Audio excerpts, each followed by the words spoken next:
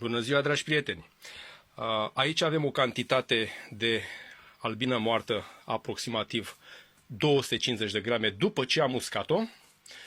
Este mai urâțică pentru că este o albină care a fost deja uscată. Urmează să o facem cumva mărunțită, să o mărunțim. Aici avem 4 borcane.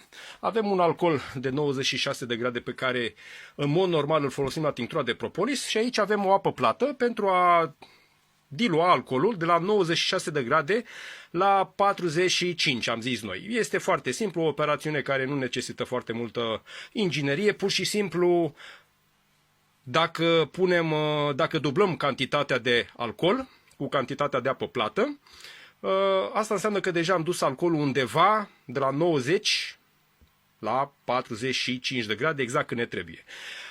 Deci, operațiunea pentru această tinctură de albine, podmore, cum se mai cheamă, podmor, sper că am pronunțat corect. Este prima dată când eu fac această tinctură și nu mi este teamă să recunosc acest lucru, toate au un început. Rețeta este foarte simplă, 250 de grame de albină moartă, uscată și mărunțită, la 1 litru de alcool. Eu voi face acest litru, îl voi împărți în 4 borcane, pentru că am clienți care mi-au solicitat această tinctură în borcan, probabil și pentru a avea siguranța că este ceea ce trebuie. Voi reveni cu noutăți și cu produsul final. Toate cele bune, sănătate multă!